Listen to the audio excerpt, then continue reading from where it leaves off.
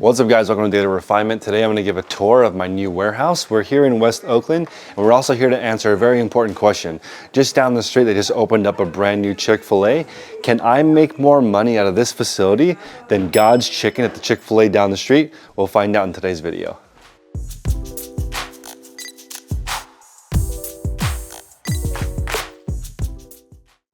So why am I even here? So first off, working in a storage unit is not that comfortable. I had 1,200 square feet in 3 storage units. Now this new space is 3,000 square feet. It's 53 by 60 with a small room on the side, which we'll go over. But having this break room is where we'll start.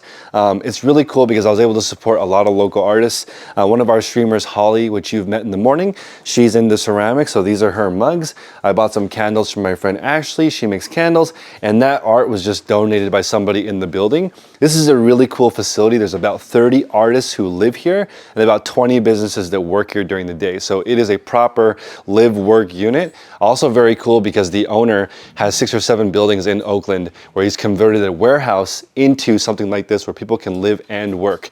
This specific unit though, you can't live in because there's no kitchen. I think that's part of the rules for California. You have to have a kitchen and a bathroom, but this only has a bathroom, which we'll get into in a second. But it's kind of interesting because finally we have a water machine, which is a lot cheaper than buying bottled water for everybody. We have a microwave, we have a fridge, we have a sink, and it's also introduced a whole bunch of new expenses I never had before, like toilet paper, paper towels, silverware, napkins. I'm providing all that because I want to create a work environment that's really comfortable. And right off the bat, I gotta tell you guys, it has been much easier to hire people because it's a lot more, it's better for advertising to say working in this facility than working in a storage unit where it's cold and literally outside. So temperature is totally different. It's probably 70 degrees in here and it was 30 degrees outside. So big upgrade. All right, now that that business is done, into my other business. So on the left side here is where the processing happens. So pallets come in, they come through these double doors. I unpack all the pallets. Sometimes they come in big bags and I start processing it. So it's really important to talk about this part of the space. I want 1/3 of my entire space to be completely open at all times. Everyone has gone through not having enough space, whether doing this at home or in a storage unit. In a storage unit, you can kind of use the space outside your unit to do it, but in a warehouse setting, that's not appropriate. So I want 1/3 of my space always completely open. We just moved in a couple weeks ago, so I'm still processing this stuff, but after some time, this entire space will be completely open. So items get prepped here. The next stage, they actually get processed on the racks. So over here, right now we're still doing some adjustments and some unboxing from moving, but eventually all the items will come in here. They'll be placed on the tables and then placed on the racks. So once they're on the racks, I'm going to show you guys my inventory system over here, but this will be eventually entirely all racks. This area will fit 72 racks.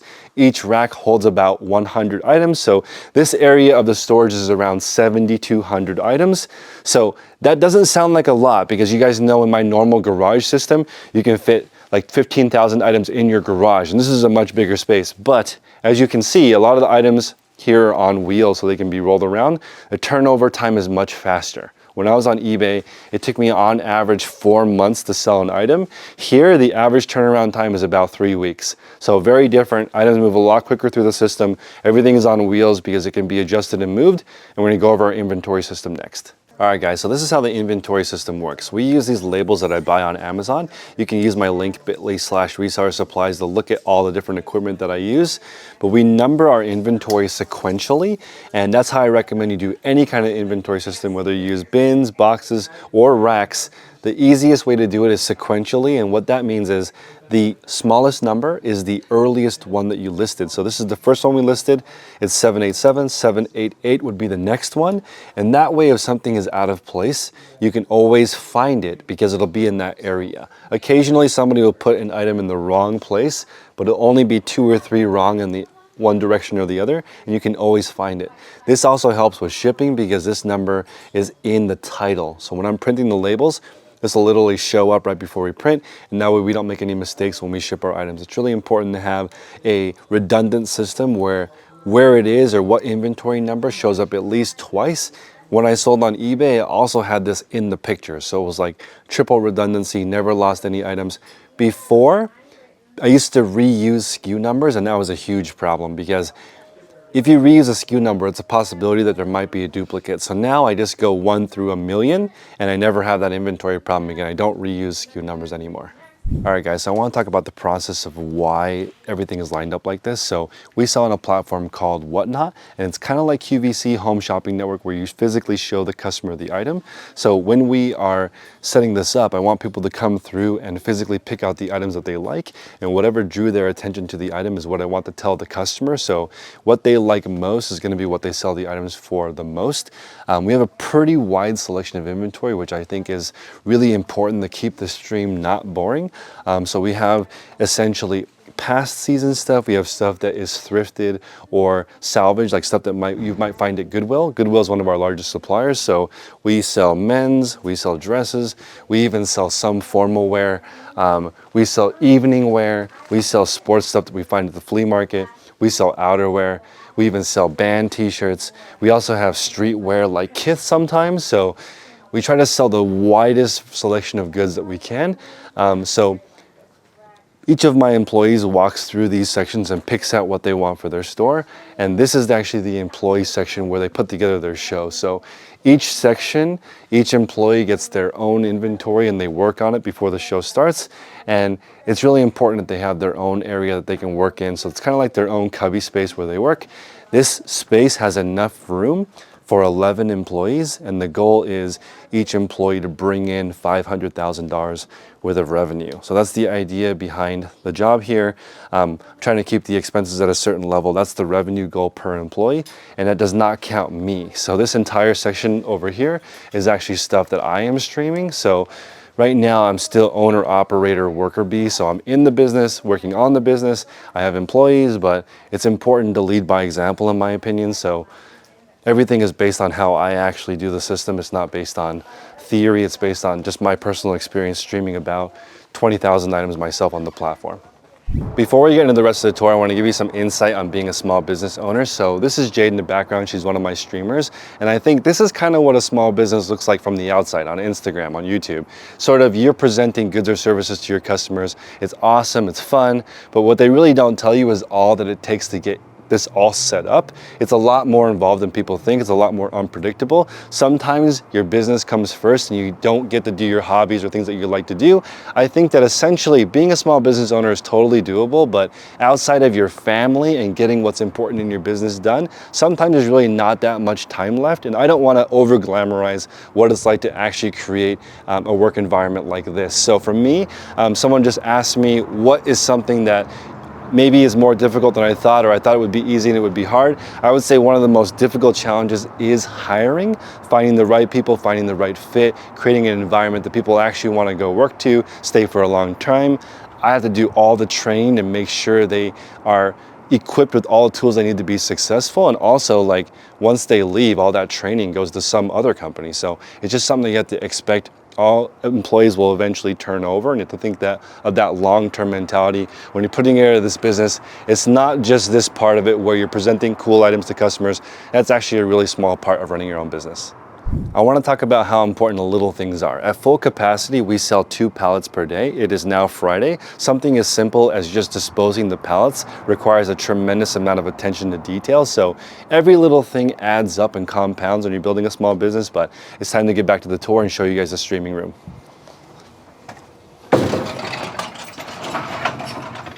All right, guys, once the items are ready to stream, they go into our bondage room, streaming room, but it does have this crazy fireproof door, which I find insane. It's literally on a pulley system, so this crazy door, I really don't know why this room has this door. It's fireproof. I do think before us, it was either a department store warehouse or a dairy warehouse, which might explain in this room, which is the streaming room, which has the best natural light. This floor is cement. The rest of the facility has hardwood floors, but there's actually a drain that I'm standing over, which is very interesting. So this room, I don't know what they used it for, but it had a fireproof door and a drain. So this room is actually where we stream. So back here is the iPad. The iPad, we turn it on. We essentially stream items one by one QVC style. So I would show the item, hey guys, this is item number A. It has this kinds of things, these kinds of features. This is why you should buy it. I think every single time you mention a cool thing about it, the price goes up about $1. So this is a really cool place where we stream. It's very comfortable, high ceilings, great LED lights that the tenant before me installed. If you want to check out our shows, I'm at whatnot.com/invite/daily refinement. That's my referral code. You get $15 to spend on any stream if you join using my code, and it helps the channel. So this room is really cool. It's where we stream. It's really comfort, and behind closed doors, we do some other extracurricular stuff. All right, guys, I'm pretty excited to talk about my shipping stations. I have 2 identical stations, same computers, same thermal printer. I actually use the Rollo printer, and I have backup printers on both sections, and I have backup labels for days. I even have it marked when we need to reorder new labels. So it's really important to never run out of labels because they're literally 10 times more expensive if you have to buy them at Office Max. I have these cushioned areas where people stand.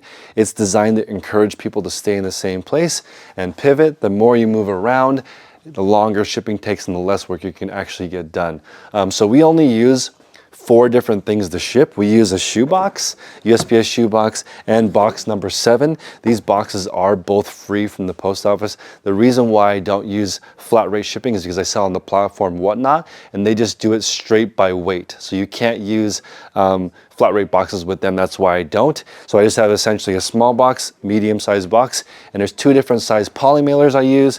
I use the regular 8x11 and the 12x15, and I also use the Priority Mail Tyvek envelopes. We separate the first class and the priority for my mail carrier, Fraser. You guys have also seen me move out a pallet full of packages. I could palletize them, but it's actually faster to just unload them onto the truck and offload them than to wrap it in plastic, take it to the post office. Fraser has to unwrap the plastic. He would rather just load the truck up. It ends up being faster for both of us. So we palletize the packages 1 time per day. He comes around 3 o'clock. Every day I give him a bottle of water or a Gatorade. It's important to have that relationship with your post office carrier. I have his phone number. I have the post office. I have his boss's manager. I have everything, all the different numbers that I can call. And he told me if 3 o'clock rolls around and the packages aren't picked up, start calling people, because you need to make sure there's enough time for them to find somebody to come pick up the packages in case something goes wrong. So really important, guys, to have redundancy everywhere on your shipping stations.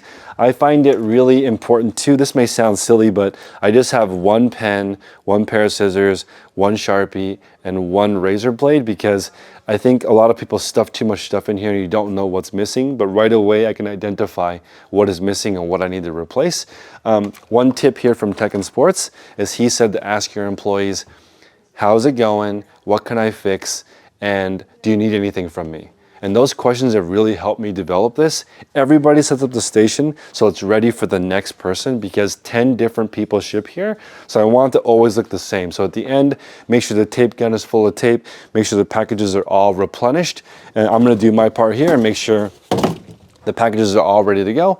Everything gets loaded onto the pallet neatly at the end of every single shipping shift. And so everything is always the same every time. Shipping on average takes about 30 seconds per order, and we ship about 500 to 1,000 items per day. All right, guys, thank you for watching the video. Behind me is the super secret eBay room, where it's designed to help you guys list 30 items in 2 hours or less. We're gonna go over it in depth next episode.